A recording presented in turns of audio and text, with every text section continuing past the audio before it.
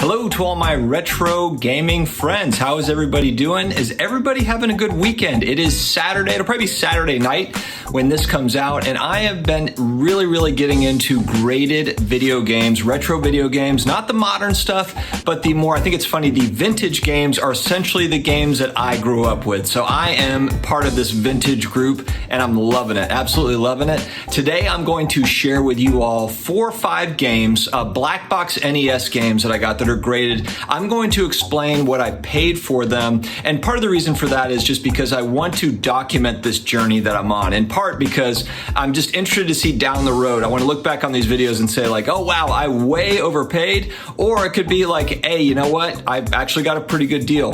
Regardless, with all of my buys, when it comes to this sort of stuff, there's nostalgia tied to it. So literally everything that I'm buying is something that's collectible to me, something that I'm interested in, that's from my childhood. I'm not necessarily looking to just kind of quick flip these. I'm totally fine with these being long-term holds because frankly, I just think they're cool and they are historically relevant to me, and I think historically relevant just in pop culture in general. So I'm excited for this. By no means at all is this a buy these games now or sell these games now, buy whatever you like. This is just me sharing kind of some of my recent purchases with you all, kind of the why behind it, and that's it. So let's go ahead and get started.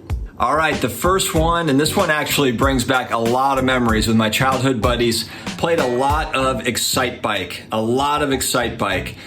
so for those that are my age, I'm 40. So this was a big time NES title, and it's during its day. I mean, this was like Mario, Excitebike, Kung Fu. You know, these were the types of games that I feel like every kid on my block had. They were just kind of like the stalwarts, like the ones that were very common to have. So Excitebike for me, this was one that was an early target for me when I got back into graded video games because of just, these are great display pieces for me. I love the way that the black box looks. It brings back memories, obviously. But all of mine, too, I should state, are CIB, which means complete in box for those that are new to graded video games. But frankly, I mean, sealed copies of these games, a lot of them are 5 figures, and some are even in the 6-figure range at this point. And that's just not in my budget right now. It's not in my budget. So all of mine are complete in box, where essentially the cartridge, the manual, and the box have been graded. And then put in this handy dandy case. So Excitebike being the first one, this is a CIB 6.5.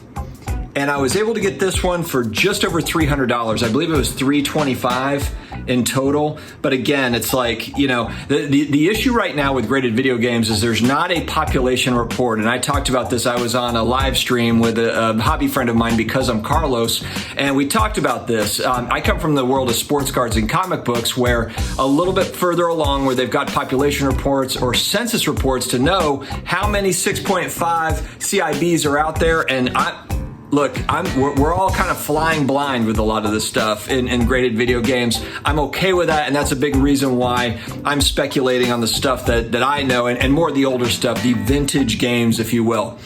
So about $325 for this one, and again, if it never is worth more than $325 or never goes higher, and frankly, if these are $100 at some point, I'll just buy multiples because I like them and I would want to sit on them. So I'm perfectly good with that price point. Let me know what you guys think. Excitebike, did you play this game? Is this a target of yours for graded video games? All right, Hogan's Alley 8.0 CIB, and this one, it's hang tab, so it is a round SOQ. So it's not a first print, you know, not first printing, but it's also not, you know, an oval SOQ. One of the later prints. And Hogan's Alley is not a game that I played a lot of as a kid. I just love the box art on this. I love the cover. I think it's funny. We talk about, you know, a lot of the crypto people are into crypto punks if you're into NFTs. And every time I look at a crypto punk, it makes me think of this, the original 8-bit crypto punks, if you will. But I just like this box art. I had one buddy that had this game, but I never did own it. It was a fun kind of shooter type game. So I don't have a ton of necessarily childhood memories from it, but I do remember it. And again, it's part of that set that I'm kind of looking to achieve here. The 30 NES black box set doesn't necessarily have to be in a certain grade or anything, but I just think it would be awesome to have all of them at some point down there. It's going to take a while, guys. It's going to take a while, but Hogan's Alley and a CIB 8.0 is the second one. And I got this one for right at about $550. All right, next up, it's the OG Mario Bros, Super Mario Bros. And this one, again, it is not a first print. It is actually 3-screw oval SOQ. So this is a later print of this one. And this is one where I just wanted to have it. And this was at a 6.5. I got it for right at about $900. So it did not come cheap. It did not come cheap. But frankly, I just keep seeing the prices rise on these. And I know that I'm late to the game on these. I understand that a year ago, 2 years ago, 3 years ago, this was a lot less expensive.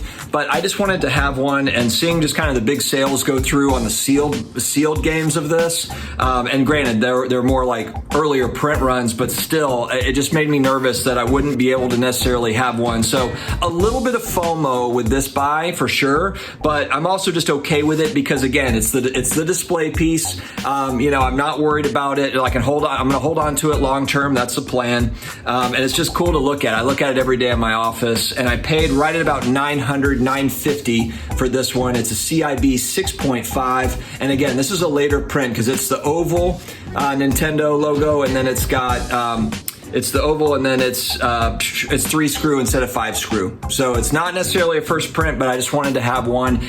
And it's not easy to find them. You know, they're on Heritage Auctions, but when you're looking on eBay and stuff, yes, they do pop up, but they're certainly not giving away any of these. And it doesn't really matter the print run at all. So it's just one of those things. Just had to pay the price. All right, Pro Wrestling. This is one of my favorite original NES black box covers. And again, not one that I really have seen a lot. I've been looking for these on eBay, looking for them online. Just haven't really seen them. This is CIB 5.0, so this is not a high grade by any stretch.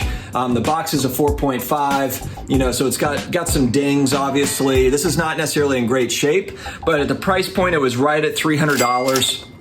And it just feels like, you know, yes, it is a lower grade, but again, it's just you don't see a lot of them out there. At least I haven't anyway. So I felt like the price point was fair given the grade. Plus, even just grading stuff with WATA now, I believe the minimum price to grade a game is $170. So to me, it was just kind of like, okay, I can get one of these at a reasonable price, I felt like. All right, guys, one of my favorites here. This is the original Mario Bros. This is first appearance of Luigi and Mario in a video game. It says it right here on the back of the case.